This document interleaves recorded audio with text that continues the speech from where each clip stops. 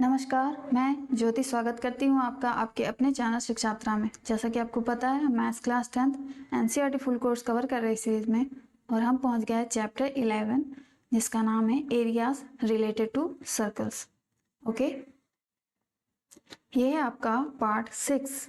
It means मैंने 5 part तक already cover किया हुआ है क्वेश्चन। अगर आपने वो पार्ट मिस कर दिए हैं किसी वजह से तो उसे ज़रूर चेक कर लीजिए, अदरवाइज आपको आगे की क्वेश्चन समझ में नहीं आएंगे। ओके, और ये कंटेंट है हमारा। कंटेंट में सिर्फ एक ही टॉपिक है, areas of sector and segment of a circle. उसी पे हमें निकालना है क्वेश्चन, एरिया फाइंड करना है सर्कल के सेक्टर का और सेगमेंट का। तो हमने इसे अच्छे से समझा हुआ है पहले ही। तो चलिए, we will continue from the question number 12। Okay, we have already done till question number 11. So are you ready? I am ready. So let's get started without any further delay. Okay, question number 12 says, to warn ship for underwater rocks, a lighthouse spread a red colored light over a sector of angle 80 degree to a distance of 16.5 kilometer. Okay, find the area of the sea over which the ships are warned and use pi is equal to 3.14. ये क्या कह रहा है मैं बता दूं। एक Warne ship है, वॉर्न शिप के लिए देखो, जैसे कि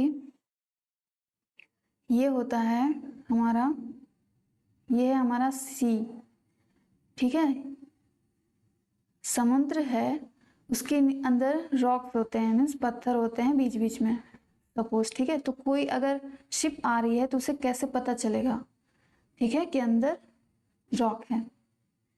तो उसके लिए एक लाइट हाउस है, यहाँ पे लाइट हाउस ऐसा कुछ, ठीक है।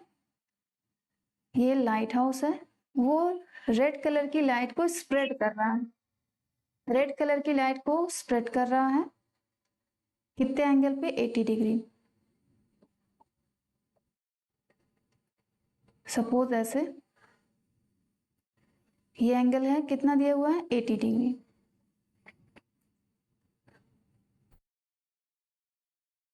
देखो मैं अच्छे से बना दूं इसको, देखो ये अच्छे से बन गया। ये लाइट हाउस है हमारा, ठीक है, ये वाली लाइन, ये हमारा लाइट हाउस है, ठीक। यहाँ से लाइट स्प्रेड हो रही है रेड कलर की, जो कि कितने एंगल बना रही है, 80 डिग्री। ये हमारा 80 डिग्री है, ठीक है, जो कि कवर कर रहा है डिस्टेंस कितना, देखो 16.5 किलोमीटर। ये जो डिस्टेंस कवर कर रहा है ना, ये कुछ इस शेप में होगा, ठीक है। तो ये डिस्टेंस कितना कवर कर रहा है, 16.5 किलोमीटर, ठीक है।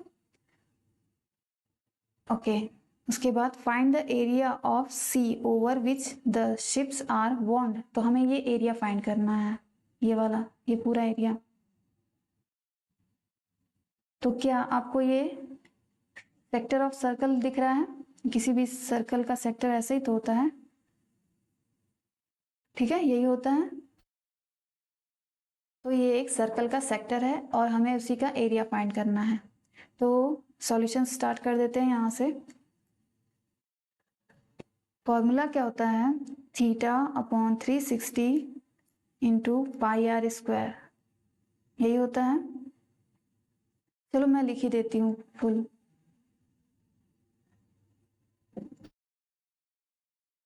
Area of the sea over which the ships are warned equal to, formula लिख रही हूँ मैं, theta upon 360 degree into pi r square. तो इसमें क्या क्या दिया हुआ है, थीटा एंगल कितना बन रहा है, 80 degree upon 360 degree, okay, into pi, pi कितना लेना है हमें, 3.14, 3.14, और आर की जगह क्या होगा, देखो डिस्टेंस जो है ना 16.5, ये डिस्टेंस है, ये वाला 16.5 जो है किलोमीटर, वो ये डिस्टेंस है। सपोज अगर ये ओ है, ये ए है, तो ओ ए क्या हो गया है, रेडियस, यही तो होता है रेडियस, ठीक है।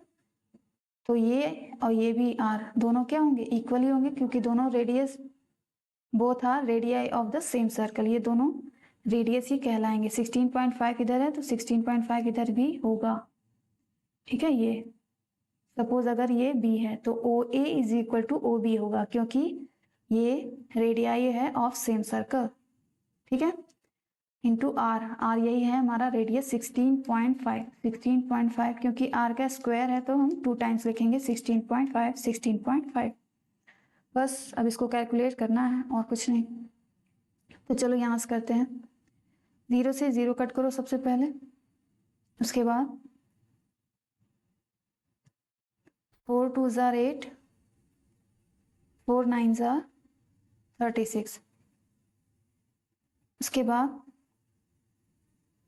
ये जो 2 टाइम्स के बाद डेसिमल है, उसको हम किससे हटा सकते हैं, 100 नीचे लिख देंगे तो ये डेसिमल गायब हो जाएगा, ठीक है। आई होप आप समझ रहे होगे। 10 लिखने के बाद ये डेसिमल गायब हो जाएगा।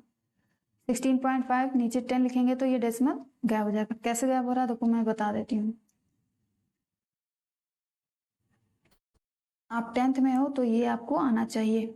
जैसे कि सपोज 3.14 लिखा हुआ है, तो इसका डेसिमल हटाने के लिए यहाँ पे वंस, ये है टेंस, 2 डिजिट्स के बाद यहाँ डेसिमल लगा है, तो ऐसा ज़ीरो खोजो जो 2 ज़ीरो कंटेन करता हो, मतलब 2 ज़ीरो किसके पास होगा, 100। सबसे सिंपल अंक लो, सबसे सिंपल नंबर लो 100। अब 200 लेंगे तो वो कॉम्प्लिकेटेड हो जाएगा, मल्टीप्लाई हमें ही करना है, किसी और को नहीं देना मल्टीप्लाई करने के लिए। तो जितना सिंपल रखोगे उतना अच्छा रहेगा आपके लिए कैलकुलेशन करने में।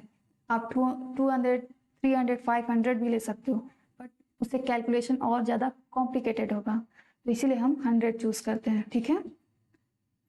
1 से क्योंकि मल्टीप्लाई करेंगे तो वही एज इट इज़ वैल्यू आती है, इसलिए 100 लिया जाता है। आप 200 भी लेके मल्टीप्लाई करोगे तो आपका आंसर सेम आएगा, आप चेक करके देख लेना अगर आपके पास एक्स्ट्रा टाइम है तो, ठीक। तो ये हो गया, 0 से मल्टीप्लाई करते हैं, और हम ऐसा नहीं कर सकते भेदभाव मैथ्स में कि हम मल्टीप्लाई कर दें और फिर भूल जाएं। हम जिस नंबर से मल्टीप्लाई करते हैं उसी से डिवाइड भी करते हैं, तो 100 से 100 कैंसिल आउट और हमारी पहले वाली वैल्यू आ जाएगी, ठीक है।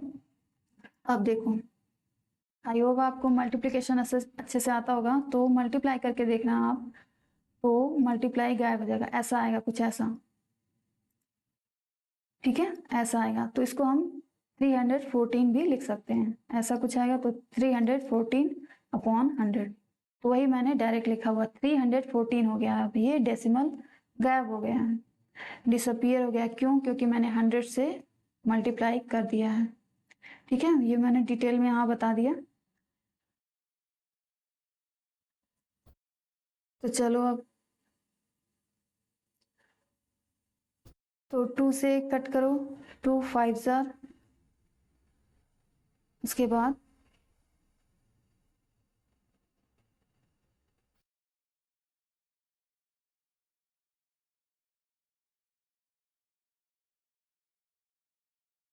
ये 3 5 ज़ार 15, फिर 3 5 ज़ार 15, 3 1 ज़ार, ये भी 3 5 ज़ार 15, 3 5 ज़ार 15, ओके। उसके बाद 5 1 ज़ार 5, 5 11 टाइम्स में, फिर 2 5 ज़ार 10, 2 1 ज़ार 2, 2 5 ज़ार 10, 2 7 ज़ार 14, और कुछ यहाँ ना, 5 1 ज़ार 5, 5 11 ज़ार 55, ठीक है, और कुछ नहीं।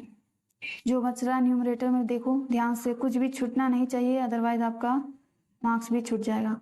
157 इंटू 11 अपॉन, नीचे क्या है डिनोमिनेटर में 100, ठीक है। तो तीनों का मल्टीप्लाई करेंगे तो आएगा मेरा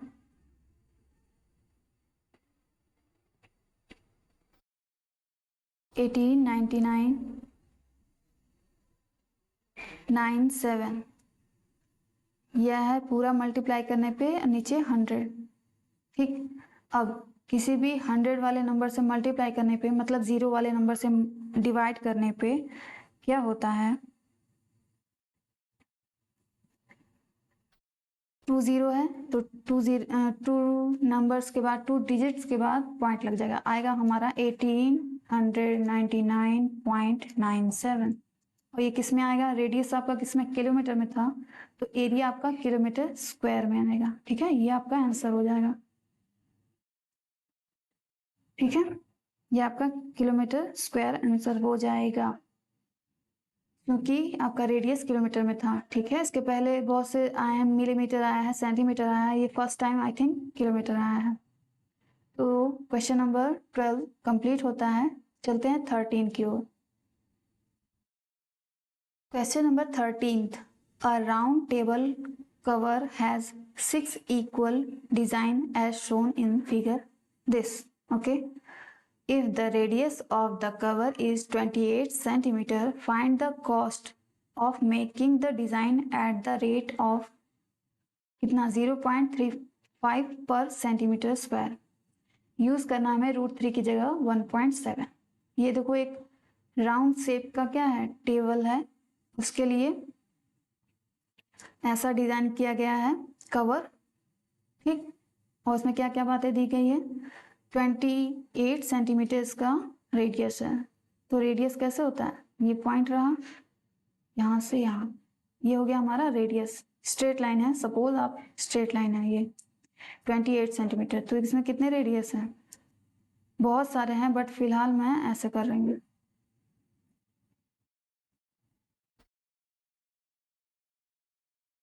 तो देखो ये हो गया, कितने आपको दिख रहे हैं, इसमें कुछ दिख रहा है, अभी तक नहीं दिख रहा है, तो अभी देखो दिखने लगेगा आपको। इसमें सेक्टर्स नजर आ रहे होंगे। हमसे पूछ रहा है कि ये जो डिजाइन बना हुआ ना, ये जो बताओ इस डिजाइन को क्या कहते हैं मैथ्स स्टूडेंट, सेगमेंट है ये। किसी भी सर्कल का ये जो कट वाला पोर्शन है, ये वाला, ये जो शेडेड पोर्शन है, वो कहलाता है सेगमेंट ऑफ दिस सर्कल। तो वही सेगमेंट पूछ रहा है। ये सेगमेंट सिर्फ कहाँ है, सिर्फ 1 नहीं, कितना है ये, 1 2 3 4 5 6, total 6 segments are there in this circle. 6 segment बन रहे हैं।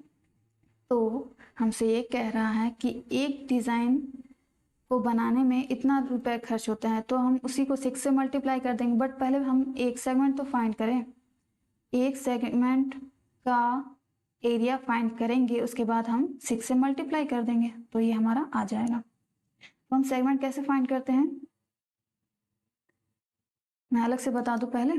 देखो सेगमेंट ऐसे फाइंड करते हैं, मान लो ये सर्कल है, ये रहा आपका सेक्टर। सेक्टर और सेगमेंट प्लीज बी क्लियर, आप सेक्टर को सेगमेंट मत समझ लेना, अदरवाइज आपका नंबर तो गया।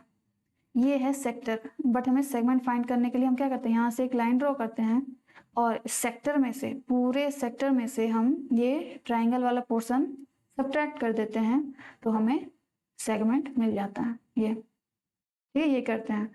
तो इसमें भी सेम वही करेंगे। मान लो ये है हमारा, कोई एक पकड़ लो, एक पकड़ लो, उसी को सॉल्व करो, बाकी 6 से हम मल्टीप्लाई कर देंगे।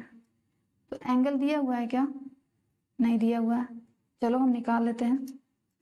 हर समस्या का समाधान होता है मैथमेटिशियन के पास, तो इसको भी निकाल लेंगे। ये थीटा है, फिलहाल थीटा हम मान सकते हैं ना, यस थीटा मानने में कोई आपत्ति नहीं है। ये पूरा जो एक 1 सर्कल कितना होता है 360, ठीक है 360 डिग्री, और ये कितने इक्वल पार्ट्स में डिवाइड हो रहा है, 1 2 3 4 5 6 इक्वल पार्ट्स में डिवाइड हो रहा है। तो एक एंगल कितने डिग्री का होगा, 6 6 36। तो अब थीटा की वैल्यू हमें मिल गई कि नहीं, 60 डिग्री। अब हम यहाँ थीटा ना लिख के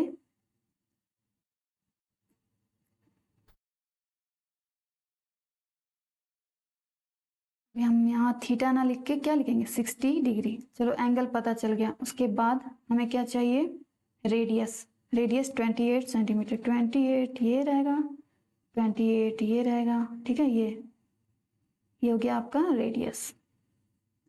ठीक, तो चलो फिर लिखना स्टार्ट करते हैं। आई होप आपको यहाँ तक समझ आ गया होगा। तो सॉल्यूशन स्टार्ट करो। सेगमेंट,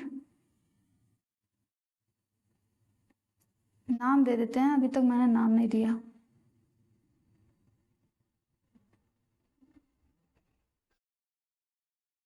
ओ ए बी, यहाँ एक पॉइंट ले लेते हैं सी। ठीक, चलो अब स्टार्ट करते हैं। Area of segment A B C, A B C, A B C, ये जो एरिया है ये वाला,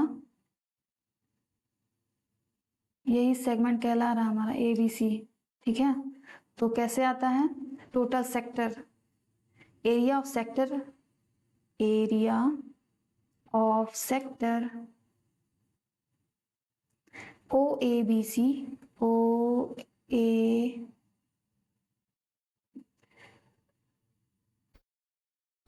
ए सी बी, ठीक है, सीरियल वाइज लिखो ओ ए सी बी। ये पूरा सेक्टर में से माइनस करेंगे ट्राइंगल वाला पोर्शन, तभी हमें सेगमेंट फाइंड कर पाएंगे। ठीक है, ट्राइंगल वाला पोर्शन क्या हो जाएगा? एरिया ऑफ ट्राइंगल, उस ट्राइंगल का नाम क्या है? O A B, O A B. ठीक, हम ये माइनस कर देंगे तो हमें सेगमेंट मिल जाएगा। तो फॉर्मूला क्या होता है एरिया ऑफ सेक्टर का? Theta upon 360 degree pi r square minus area. कौन सा एरिया है? ये 60 डिग्री बना हुआ है, तो मैंने पहले भी बताया, रुको मैं दूसरी स्लाइड पे बता दूं।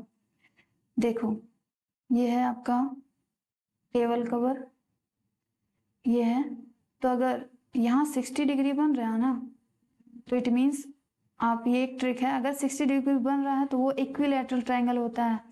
ठीक है, 60 डिग्री ये भी होगा, 60 डिग्री ये भी होगा। ठीक, क्यों हो रहा है? क्योंकि देखो साइड्स हमें दिया हुआ है 28 सेंटीमीटर, यहाँ भी 28 होगा, यहाँ भी 28 होगा, और ये 60 डिग्री है। तो क्या साइड्स इक्वल है कि नहीं? अगर ये इक्विलैटरल ट्रायंगल है तो साइड्स इक्वल है, तो उसके अपोजिट साइड भी क्या होंगे? दोनों का सम इक्वल ही होगा। तीनों इंटीरियर एंगल का सम 180 होता है, तो इक्वल डिवाइड हो जाएंगे दोनों एंगल। 60 ये भी हो जाएगा, 60 ये भी हो जाएगा, बिकॉज दोनों साइड्स सेम है, both sides are same of this triangle, that's Y.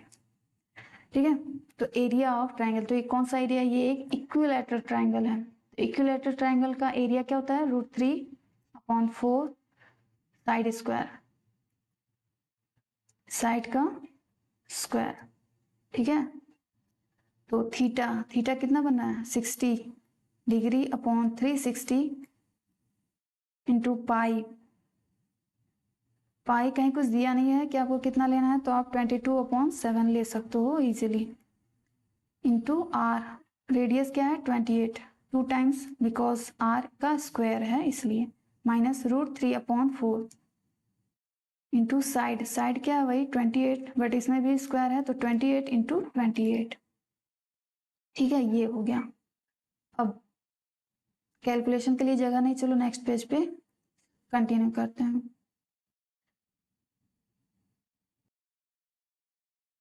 चलो हम क्या लिखे थे फिर से लिख देते हैं। 60 degree upon 360 degree into 22/7 into 28 into 28 minus √3 की वैल्यू, सॉरी √3/4, यस √3/4, साइड का स्क्वायर मैंने लिखा था, साइड का स्क्वायर, तो √3 की जगह हमें मेंशन किया गया है 1.7 लिखने को, माइनस हो गया 1.7/4 इंटू रेडियस का स्क्वायर, सॉरी साइड का स्क्वायर, साइड या radius both are same in this case, तो 28 इंटू 28 ये हो गया। अब 28 यहाँ भी दिख रहा है, 28 इंटू 28 यहाँ भी दिख रहा है, तो कॉमन कर लो, इससे हमारा कैलकुलेशन ईजी हो जाएगा।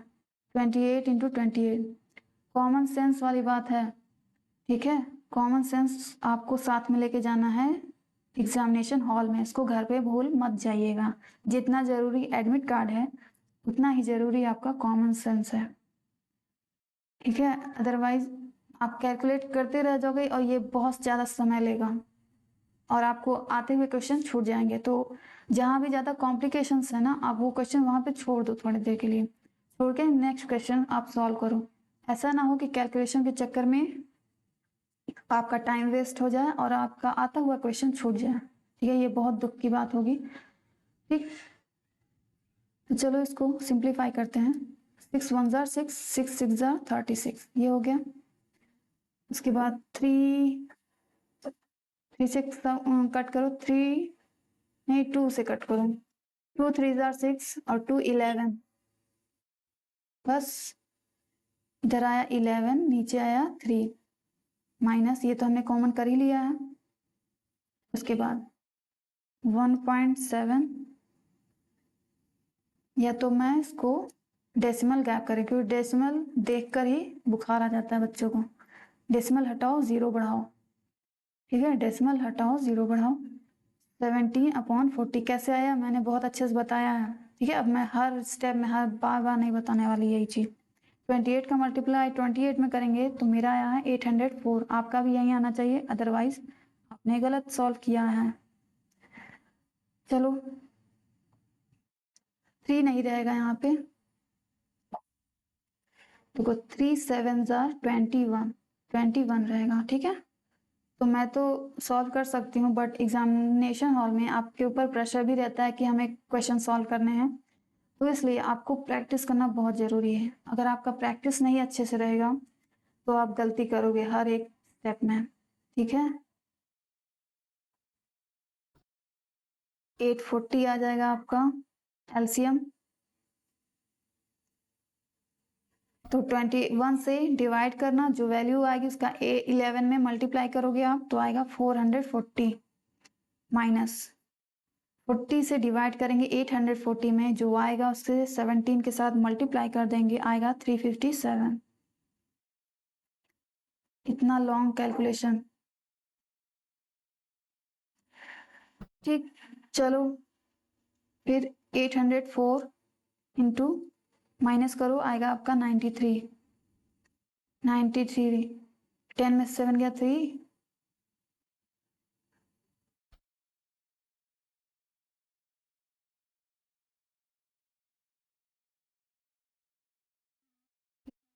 कौन 840। अब इसको भी सिंप्लीफाई करना है बस। आफ्टर सिंप्लीफिकेशन आपको मिलेगा 77.47, ठीक है। आपको सिंप्लीफाई करना आना चाहिए। अब मैं एक एक चीज 2 से 1 कट रहा है, 3 से कट रहा है, मैं नहीं बता सकती, आपको ये खुद आना चाहिए। 77.47 ये आएगा आपका। रेडियस किस में दिया था, सेंटीमीटर में दिया था, तो ये एरिया हमने निकाला है तो किस में आएगा, सेंटीमीटर स्क्वायर में आएगा, ठीक है। ये एरिया हुआ 1 सेगमेंट का, अभी हम सिर्फ 1 सेगमेंट की बात कर रहे हैं। ये एरिया है ऑफ 1 सेगमेंट, तो हम नेक्स्ट क्लास से लिखेंगे एरिया ऑफ 1 सेगमेंट। क्या आया हमारा, अभी अभी आया है 77.47 सेंटीमीटर स्क्वायर, ठीक। तो लेकिन जो डिजाइन बना है वो एक ही तो बना नहीं है, कितना है, ये 1 है, 2 3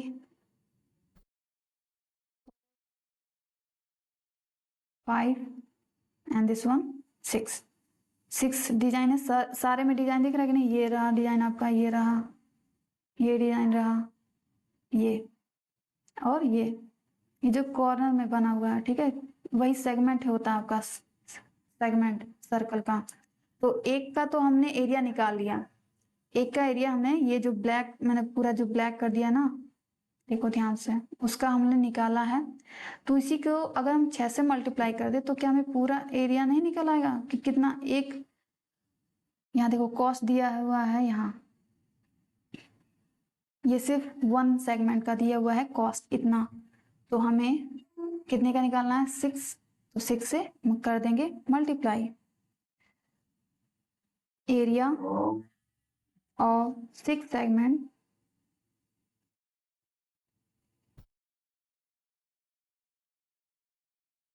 तो 6 से पहले इसको मल्टीप्लाई करो आप, 27.47 इज इक्वल टू आ जाएगा आपका 464.82 सेंटीमीटर स्क्वायर। ये एरिया आ गया, टोटल एरिया। ये अब देखो टोटल एरिया, ये एरिया ये रहा, ये रहा, ये और ये जो मैंने पूरा ब्लैक किया हुआ है वो सारा एरिया निकला है। एक का कॉस्ट है 0.35, तो हम क्या कर देंगे, total cost of design is equal to कितना है ये 464.82 में 0.35 से मल्टीप्लाई कर देंगे। जब एक सेगमेंट का कॉस्ट इतना है, जब एक डिजाइन का कॉस्ट इतना है, तो 6 का कितना हो जाएगा, 6 से मल्टीप्लाई, मतलब 6 से वो एरिया हमने निकाल लिया। एक का दिखाया देखो, इतना एक का डिजाइन बन रहा है, इतना रुपए लग रहा है, तो इसी से मल्टीप्लाई कर देंगे तो हमें सारे का पता चल जाएगा। ठीक है, जैसे वन बुक का कीमत है सपोज 35 रुपीज। ठीक है, तो हमें 6 बुक लेने हो तो क्या करते हैं, 6 से मल्टीप्लाई कर देते हैं। ठीक उसी तरह तो टोटल एरिया निकल गया। अब टोटल एरिया में वो जो जितना रुपया लग रहा है उससे मल्टीप्लाई कर देंगे तो पूरा एरिया में जो जितना भी कॉस्ट होगा वो निकल के आ जाएगा। तो मल्टीप्लाई करने के बाद आएगा हमारा रेट 62.69, ये आएगा रुपीज। इतना रुपया लगेगा, ठीक है, इतना रुपया खर्च होंगे आपके अगर आप ये ऐसा राउंड शेप का मेज बनवाओ जिसका रेडियस 28 सेंटीमीटर हो, फिर उसमें इस तरह का डिजाइन हो। ठीक है, तो इतने रुपए आपको खर्च करने पड़ेंगे। ये हो गया इस क्वेश्चन का आंसर। ये है क्वेश्चन नंबर आपका 13। ठीक है, and question number 14, this is the last question of this exercise 11.1. Pick the correct answer in the following. Area of sector of angle P in degree of a circle with radius capital R is, क्या होगा, area of sector. हम पढ़ते ही आ रहे हैं कि sector area क्या होता है, एरिया ऑफ सेक्टर फॉर्मूला होता है theta upon 360 degree pi r square. तो यहाँ पे आपको कहा गया है कि एंगल जो है ना वो P है, एंगल यहाँ थीटा है, यहाँ क्या कर देंगे हम P स्मॉल है। ओके, 360 डिग्री पाई का पाई आर, जो रेडियस है वो आपका है कैपिटल आर का स्क्वायर। कोई दिक्कत यहाँ तक नहीं। ठीक, तो यही क्या, कौन सा ऑप्शन सही लग रहा है, एक भी। अभी तो आपको एक भी सही नहीं लगेगा क्योंकि कोई भी है जो एज इट इज नहीं है। थोड़ा सा अपना सेंस ऑफ ह्यूमर लगाइए। देखो यहाँ पे 2 1 जा 2, तो ये 360 टाइम्स में कट जाएगा कि नहीं, कट रहा है। अब क्या ये आ चुका है सेम से, अब इसको हम लिख नहीं सकते स्मॉल p अपॉन 360 इंटू, या इंटू लिखो या ना लिखो, pi r square, both are same ना, तो that's why option D is correct. और ये ऑप्शन ए नहीं सही है, बी नहीं सही है, सी नहीं सही है। आप आराम से देख लेना, कोई भी सही नहीं है ऑप्शन डी के अलावा। Now summary of this entire chapter. In this chapter, we have studied the following points. 1, 2, 3. क्या होता है? Length of an arc of a sector of a circle with radius r, angle with degree measure theta is this. ये हमने पढ़ा हुआ है starting में ही. Area of a sector, ये इसको हमने हर फॉर्मूले में अप्लाई किया हुआ है. और जब हमें area of segment of circle निकालना होता है किसी भी सर्कल का, तो हम क्या करते हैं? पहले हम सेक्टर निकालते हैं, फिर उसमें माइनस कर देते हैं ट्राइंगल को. यही करते आए हम. तो हमें सेगमेंट का एरिया फाइंड कर लेते हैं. ये रहा सेक्टर में से माइनस कर देते हैं करस्पॉन्डिंग ट्राइंगल, तो हमें ये वाला पोर्शन मिल जाता है. यही लिखा गया है. ठीक है. Now summary of the class. In this class we have done question number 12, 13 and 14. और इसी के साथ ही हमारा चैप्टर जो है, चैप्टर कौन सा है ये? 11 कंप्लीटेड. ठीक है. चैप्टर 11 हमारा हो जाता है कंप्लीट. तो अब आपका काम है कि जो भी मैंने समझाया, जैसे समझाया उसका प्रैक्टिस करना. तो keep practice. Till then, thanks for watching.